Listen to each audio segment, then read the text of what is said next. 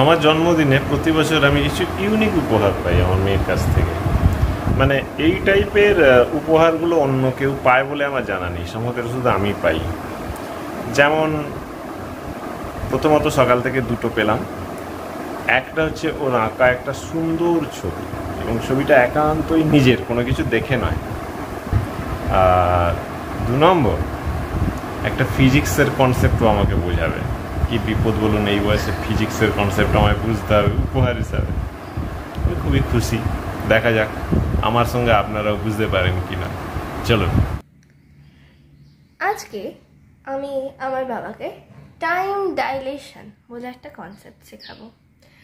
এই ক্রেজি আইডিয়াটা আইনস্টাইন এই আইডিয়াটা নিয়ে কাম আপ করেছিল সামহাউ। আইডিয়াটা খুবই ইন্টারেস্টিং, এবং তার দুটো আইডিয়ার মধ্যে একটা আইডিয়া হলো খুবই, কীভাবে ডিসক্রাইব করবো, আনইউজুয়াল। প্রথম রুলটা হলো, এবং এটা ভয়ানক নয়, মনে করো তুমি একটা মুভিং অবজেক্টের উপরে আছো, যে সবসময় আসলে আমরা থাকি, পৃথিবীর উপরে আমরা আছি, এবং পৃথিবী একটা ক্রেজি স্পিডে রোটেট করছে এবং রিভলভ করছে, এবং 50 রকমের মুভমেন্ট করছে। কিন্তু আমরা কোনোদিন ফিল করতে পারি না, কারণ আমরাও পৃথিবীর সঙ্গে আমরা রোটেট করছি এবং রিভলভ করছি সূর্যের চারপাশে।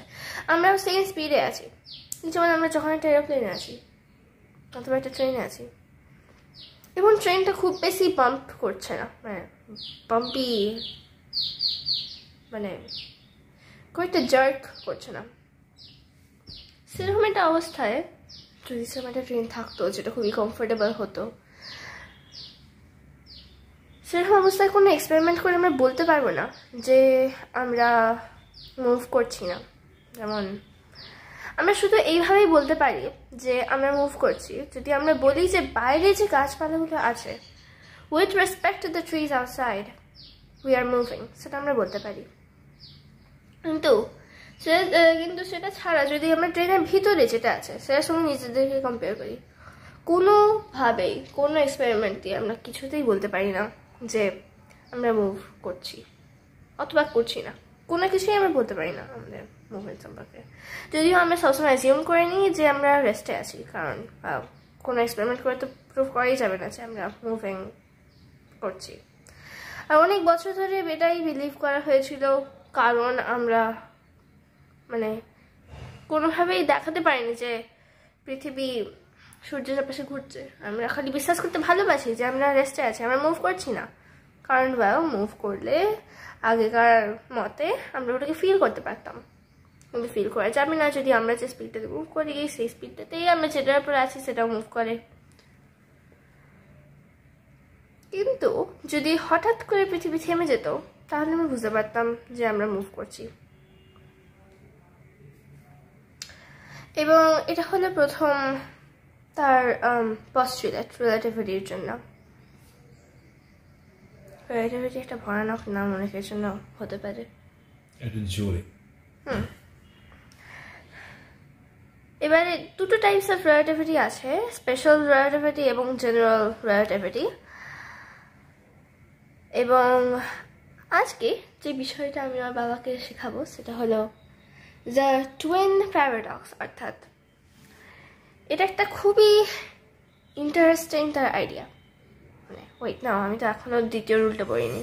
হ্যাঁ, দ্বিতীয় তার আইডিয়াটা হলো লাইট সব ব্যক্তির জন্যই সেম স্পিডে যায়। অর্থাৎ যদি একজন একটা গাড়িতে থাকতো যেটা লাইটের স্পিডে যাচ্ছে, এবং সে একটা যদি লাইটের সোর্স থেকে লাইটটা বেরোতো সেই সোর্স থেকে, তার জন্য সেই লাইটের স্পিডে যেত। এবং সাপোজ আমি আর্থের উপরে আছি, আমি রেস্টে আছি, যদি কল্পনা করি যে আমি রেস্টে আছি, তাহলে আমরা বলতে পারি যে আমরা রেস্টে আছি, এবং আমার জন্য সেই আলোর স্পিডে যাবে। অর্থাৎ সব ব্যক্তির জন্যই আলোর স্পিডটা হলো একটা কনস্ট্যান্ট, এবং কোনো ব্যক্তির জন্যই আলো একটা স্পেসিফিক স্পিডের থেকে একটা ফাস্টার স্পিডে যায় না। স্পিড অফ লাইট অ্যান্ড ভ্যাকিউমের কথা বলছি। ডিফারেন্ট সাবস্টেন্সেসের মধ্যে দিয়ে গেলে লাইটের স্পিড একটুখানি করে, ইনক্রিজ করে, ডিক্রিজ করে। Light travels at light speed through vacuum, এটাই হলো নিয়ম। হ্যাঁ, নিয়ম বলে রাখতে পারো। নিয়ম নয়, পৃথিবী এই নিয়মটা মানে ফিজিক্স এই নিয়মটা ফলো করে, কিন্তু আমরা ওই নিয়মটাকে ডিকোড করতে চেষ্টা করছি, এই জন্য আমরা এটাকে নিয়ম বলে এখন ডাকতে পারি না। কিন্তু হ্যাঁ, এখন অব্দি আমরা ডিসপ্রুভ করতে পারিনি, এবং যতক্ষণ না একটা জিনিস ডিসপ্রুভ হয় ততক্ষণ সেই জিনিসটা থাকে। এবার এখন আমরা টুইন প্যারাডক্স নিয়ে কথা বলবো। টুইন্স মানে হয়তো সবাই জানে, দুজন ব্যক্তি যারা সেম দিনটাতে বর্ন হয়েছিল, অর্থাৎ সেম অর্থাৎ তাদের almost all the time same age থাকে, এজ সেম থাকবে। হ্যাঁ, সেম দিনটাতে বর্ন হয়েছিল। কিন্তু একটা উপায় আছে একজন টুইনের থেকে বড় হতে, মানে দুজনের মধ্যে যে কোনো একজন বড় হতে পারে, সেম দিনে জন্মেও একজনের থেকে বয়সটা বাড়িয়ে ফেলতে পারে নাকি? পারে, যদি তাদের কাছে একটা গাড়ি ছিল যেটা লাইটের স্পিডে যেতে পারতো। যদি এমন কোনো গাড়ি থাকতো যেটা লাইটের স্পিডে যেতে পারতো এবং কেউ তাতে চাপতে পারতো। হ্যাঁ, এবং কেউ তাতে চাপতে পারতো, ওটা বলতে হতো। আচ্ছা, কারণ স্পেশাল রিলেটিভিটি খুব একটা যে মানে টাইম ডাইলেশন, এটা কিন্তু খুব একটা ইজিলি অবজারভেবল হয় না আমাদের রিয়েল লাইফ স্পিডে যদি কথা বলি। কারণ এটা রিয়েলি অ্যাপারেন্ট হয় যদি আমরা লাইটের স্পিড, মানে লাইটের স্পিড ক্লোজ টু দ্য লাইটের স্পিড, মানে speed of light, close two speed of লাইটে যদি আমরা ট্রাভেল করি তখনই এটা অ্যাপারেন্ট হয়, তার আগে এটা কিন্তু অ্যাপারেন্ট হয় না, মানে খুব একটা ইজি টু নোটিস হয় না। এবারে একটুখানি আমি একটা ডায়াগ্রাম ড্র করেছিলাম বোঝানোর জন্য। ডায়াগ্রামে চলে যাই। মনে করো এইটা হলো তুমি, তোমার খুবই বড় চুল আছে, এবং এটা হলো তোমার টুইন, তার পার্পল কালারের চুল আছে ফর সাম রিজন।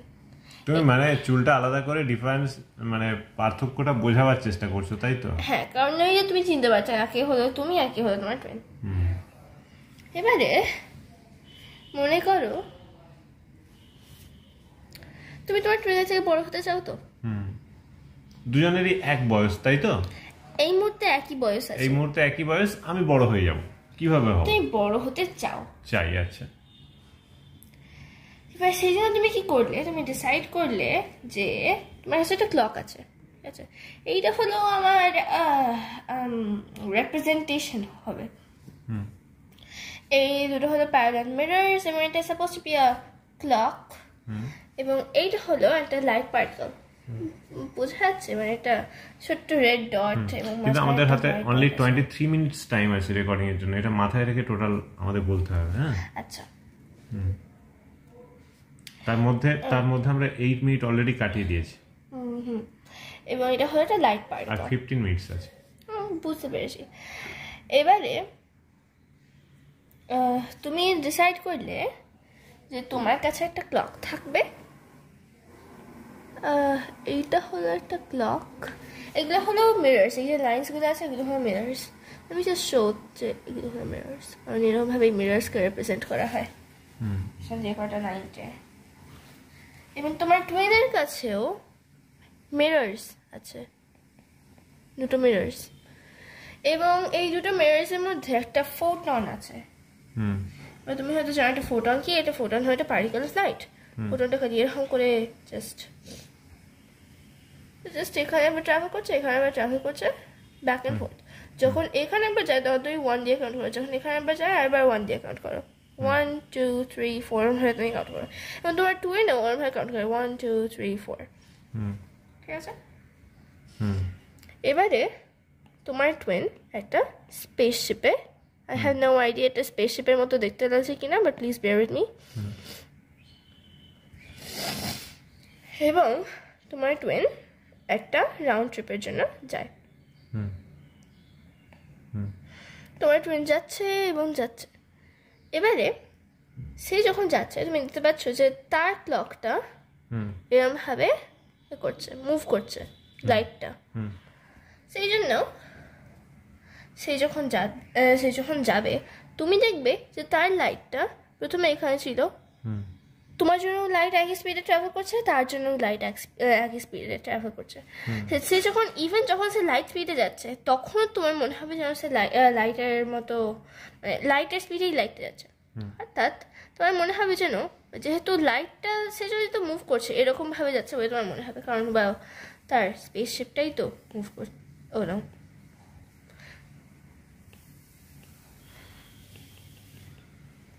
তার স্পেসশিপটাই এদিকে মুভ করছে, তাই এইখানে যে লাইটটা ছিল খানিক্ষণ পরে এইখানে গিয়ে তাকে পৌঁছতে হবে অ্যাকর্ডিং টু ইউ, তোমার ভিশন অনুযায়ী। অর্থাৎ অ্যাজ এটা যাবে তোমার মনে হবে যেন এই যে আলোটা ছিল এই আলোটা এরকম ভাবে যাচ্ছে এবং এরকম ভাবে আছে। তোমার ইন ইয়োর পার্সপেক্টিভ তোমার মনে হবে যেন লাইটটা এই পাথটা ফলো করছে, এবং যেহেতু সবার জন্য মনে হয় যেন লাইট স্পিডে যাচ্ছে, তোমার জন্য যেহেতু শুধু একটুখানি ডিস্টেন্স আছে, তার জন্য অনেক বেশি ডিস্টেন্স ট্রাভেল করতে হচ্ছে, সেজন্য তোমার মনে হবে যে তার ক্লকটা আরো বেশি স্লো হয়ে যাচ্ছে, এবং সে যেহেতু দূরে চলে যাচ্ছে তার মনে হবে যেন তোমার ক্লকটা আরো স্লো হয়ে যাচ্ছে। সেই জন্য দুজনে ইকুয়ালি রাইট, যদি তাদেরকে বলতে হয় যে অপরের ক্লকটা স্লোয়ার হয়ে যাচ্ছে। এবং তাহলে গিয়ে সে আবার টার্ন রাউন্ড করে এবং আবার ফিরে আসে। এবার সে আবার টার্ন রাউন্ড করে এবং আবার ফিরে আসে,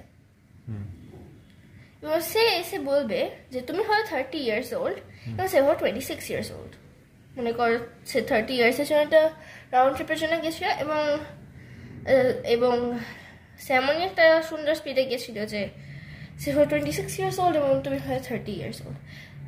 তোমার মতে তোমার টুইন হলো 26 আর তুমি হলো 30, কিন্তু তোমার টুইন আর্কিউ করতে পারে যে মানে তোমার টুইনও তো দূরে এসেছো এবং কাছে এসেছো, সেই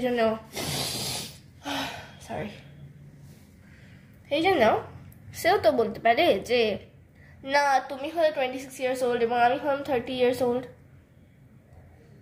হ্যাঁ, কী করে প্রবলেমটা সলভ করা যায়?